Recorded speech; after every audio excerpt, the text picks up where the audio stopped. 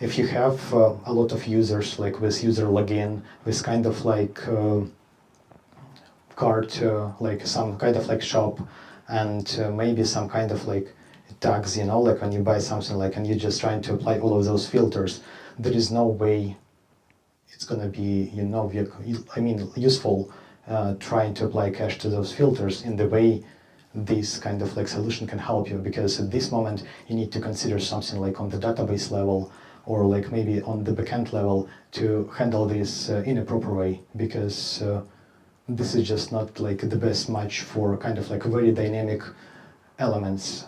If it's kind of, you know, like if we consider like situation where we have like WordPress websites like for maybe majority of people where it's just a blog, and they just want to serve their content, maybe some comments and maybe some user intervention, like just to get to some private area and download some content. I guess you still can manage it pretty much effectively because there is not much things to invalidate, and there are simple ways you can do this by tags. Invalidate by tags, for example.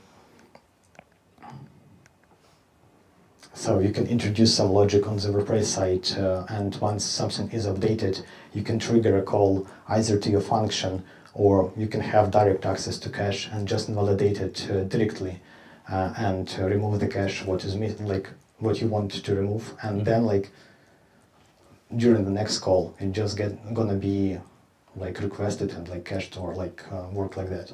If I'm following your question, like I believe this is the answer. Yeah. Okay. Thank you. More questions? I didn't catch your name. Alex. Thank you. My question is in regards to WordPress being the content management aspect. So say, for example, you've built a website with a system set up for a client who maybe isn't too technical, and going forward they want to write their blog posts, manage their pages. Are there any additional configuration or steps that you need to take, for example, to make the WYSIWYG editor compatible with your React components, so that when they're making the page together, it's using what you want it to use? Yeah, basically, like it's a great question. Like this is what I struggled a little bit, but once you have one render made well, then like it works fine. Like I mean, basically like what WordPress editor produces, like pretty much simple output. Like I mean, it's kind of like editable, so you can insert it into React component, like, and render it like as it is, just wrap it properly, and it should work. Like there is nothing special unless your client wants to kind of like have some nice tables, you know, like kind of like they say, I want this plugin that renders some charts for me, or like I want this kind of thing that do like some any other fancy stuff. Like at this moment you need to struggle a little bit and just trying to adapt all of those outputs just to render properly. But this is kind of like trade-off you pay by having like a separate front-end solution instead of like something like WordPress native based, or like kind of UI builders that they sell in like all the time. Any more questions? So from what I understand, you just use WordPress as a CMS basically, and the Next.js project as a front end. So my question was like about a thing I was a bit confused about. Why GraphQL? Okay. Why GraphQL is necessary in this chain, in this stack? Can't you just like use traditional REST APIs if WordPress have any? I just don't know, I haven't worked with WordPress. Yeah, basically you're right. WordPress has built-in REST API and it works pretty much well. The problem is that if you need to render some page in front end and it consists of like different entities, you need to make like 1, 2, 3, like 5 requests to get all of this together. You can try to do this asynchronously, and this can work. Like there is no like issue with this. It's just kind of like a convenience when you want to have everything together. Like I wish you could see this slide better, but like when you do this call here, you basically can get information about the post itself.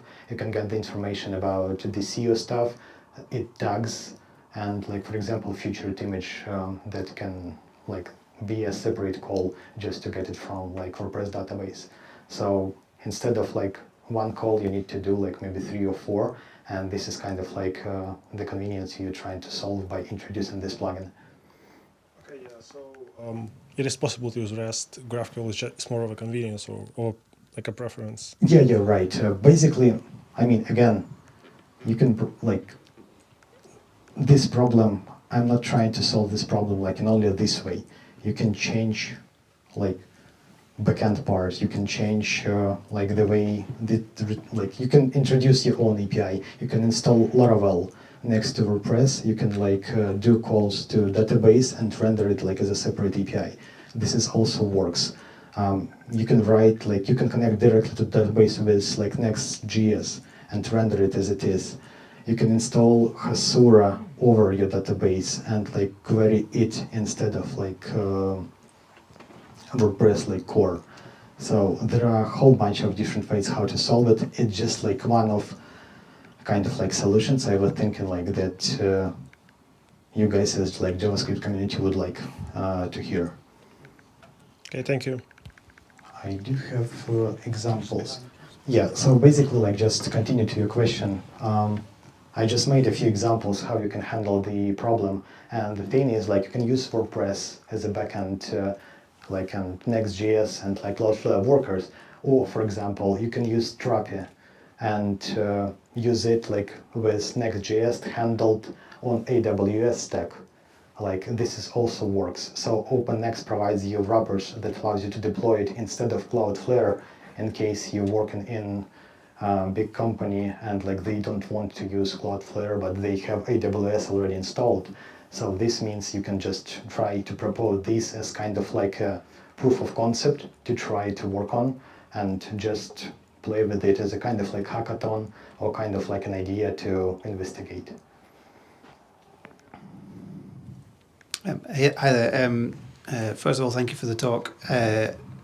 Not to sell everyone on Cloudflare even more, but you talked about whitelisting the WP admin, like the admin panel. Have you tried Cloudflare Access as a service? And you can kind of like whitelist by email address domain. It's actually quite useful too. No, like my answer is no, but okay. I kind of like, the more I reading about it, the way like like during the preparing this presentation, every time I like read like another blog post, I was like, wait, they can do this and they can do that. They have workflows. It's kind of like UI where you can put Cloudflare Workers in a kind of like a chain and they can work together, and in case like if something is failing, they will try to retry to run these workers like by themselves. In our company, like in teaching strategies, we're using the VPN, Warp VPN, just to like limit access to our infrastructure. And this is also like a great tool. Before we had another VPN, and this was like just pain in the ass. Just switching to this solution was really great. Out of the box, they have HTTP, like they have DNS, and like if you just bring your domain to Cloudflare, they will give you like HTTP certificate for free, HTTPS certificate for free, and you don't need to worry about rotating it or like have any pain like with any kind of like maintenance of this certificate, and so on and so on. I mean, they kind of like do a lot of interesting things, and like as a backend engineer and like kind of like DevOps interesting guy, you can just dive deeper into this hole, and like it's kind of like feels like never ends with kind of like cool things that they have. It's really cool, products that they have. But specifically with the Cloudflare Access, you can like whitelist certain IPs. For everyone else, that will get like a Cloudflare page comes up and says enter your email address, and if the email address matches a certain pattern, they'll get sent like a 6-digit code that they have to enter to then get in for like 7 days until they get the code again. So yeah, it's quite cool. Quite cool. I will try to do this to the end of the. Yeah, no worries. Okay. Cool. One last question, and then we'll wrap up. Cool. Yeah, it'd be interesting to hear some use cases where this solution has worked really well. Because there was one time, it reminds me of when you were speaking about edge caching, that I had a WordPress site, WooCommerce, and the guy really wanted it to be faster, and so we did some Cloudflare edge caching, and then that worked most of the time. But then as soon as the user logged in, then everything was coming from the database again, and so that like slowed things down. So it was just like all these challenges about how to make it faster. But with Cloudflare, you can, like, if it's just a little 5-page website where the content's not changing at all, you just put Cloudflare in front of it and it's like super fast straight away, and you wouldn't need to do any of this. But sorry, it's quite a long last question. It'd be interesting to hear like a use case where, like, because putting Next.js there is quite, like, it's not a straight ahead thing to do, like off the bat. Like most WordPress people are just wanting a little 5-page website. But if you have, like, for example, a WooCommerce site, then it's like, okay, there could be some benefit to using this, you know, GraphQL plugin, and I don't know how straight ahead it is to do that. Yeah, indeed. Like, it's a tough question because in your case, you're trying to, like, to have like fully dynamic website with, like, you saying like about like kind of like a shop, right? Or like kind of like stuff like that. And pretty much everything there is dynamic. Cloudflare is kind of like not a magic, right? So like it does something that can help you speed up some things. Like if there is something that can be cached or like requested through like edge server, right, or something like that, this can be speed up. Like, it's a good thing. What I used like in the past, like they have S3 compatible storage, and basically like there is a plugin available which you can connect to your admin WordPress installation, that instead of uploading into VP uploads directory, it's gonna upload it into Cloudflare, and you can make kind of like CDN from that, which will help you to reduce at least image downloads. But if you want to have like Next.js stuff, like it also depends on complexity. If you take some pretty much already made template and you try to use like some kind of like vibe coding stuff, it can help you adapt everything to it, and like it make, especially if you're talking about 5 pages like website, you can basically make it with Codex, or the whole presentation can be done like with Codex, like that. But the thing is, yeah, like once it goes deeper and the bottleneck is database and like WordPress server, maybe in this case you need to consider the way optimizing like that part first. But if you go like with, for example, front-end, separate front-end, you need to develop separate front-end. You need to introduce all the functions, all the kind of like buttons and like all the things. It's better to have some kind of like predefined template first before you go this path. But again, like, I mean, it won't solve all of your issues. It's not kind of like a silver bullet. So like if you just come back to your home like and just put it like, and it will solve pretty much everything. You just lie and like and sit on the bed like clicking TV and just enjoy it. But yeah, like there are some trade-offs you need to consider and like the ways to like approach particular problem. We can discuss it further like if you want, like. Yeah, that's cool. Brilliant. I think that wraps up for tonight since we're exactly on time. So thank you very much for your talk. Cheers. Thank you. Can I just take a minute? What? 1 minute more. 1 minute more? Sure, go.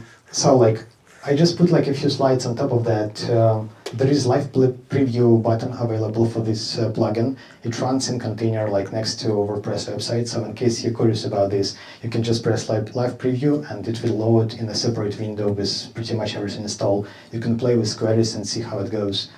I was expecting you to ask me about Versal, but let's keep it for now.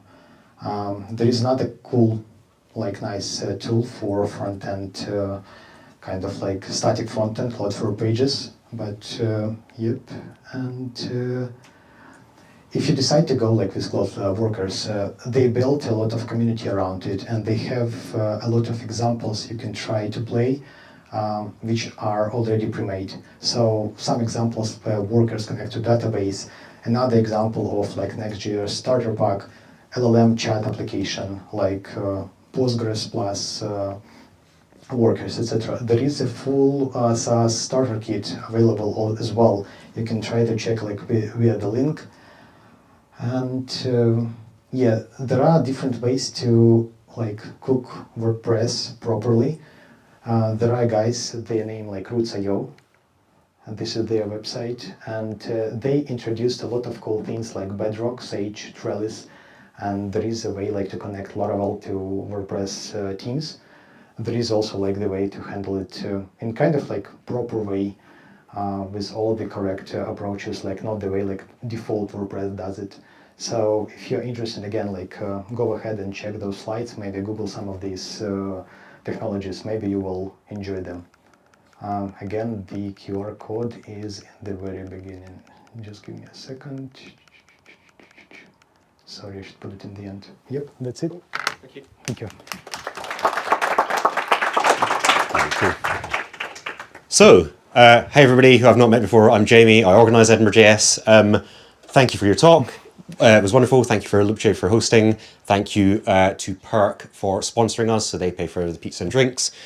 They are hiring. Scan the QR code if you want any more information. Just a couple of sort of community notices. Just there behind Alan, who's doing the live stream, there's a banner for Scottish Technology Club.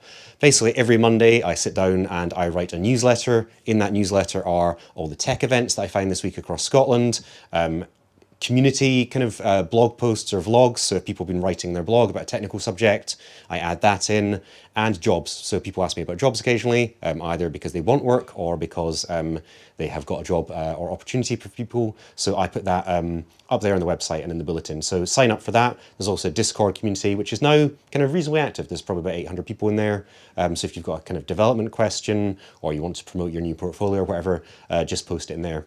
Now, one thing to say about this is that for the meetups now, people can buy supporters tickets, so they can chip in £4, £5 to come along in the evening. And there's also a Patreon for people who can sign up for a monthly contribution. Now, I've just been accumulating that money for probably the best part of a year now, and we've decided to spend some of that money. So next month we are paying for Sarah Vieira to come up from London, so just paying her travel up and her hotel for the night, and she's going to be speaking about writing emulators in JavaScript. So that's sure to be a really excellent talk. You can sign up now on the Luma or the Meetup to attend that. I will be hitting the announce button tomorrow. So if you're desperate for a place, go and sign up this evening. And I just wanted to highlight that as if you're contributing, then that means that we get higher profile speakers to come to Edinburgh. There are people out there that would come if their expenses can be covered. And I think it's kind of really good use of £3 or £4, you know, maybe once or twice a year we'll be able to do that. So please do check it out, give me feedback on what you want to see in the site, and I'm happy to implement it. I think that's all for the evening. The usual pub we go to is closed, so we're going to go to the Hanging Bat tonight instead. A few people, I'm assuming, will lead the way there, so just latch onto them, and I think 1 or 2 people will hang out in the end and help tidy the office. Thank you for coming. Hope to see you next month. Cheers.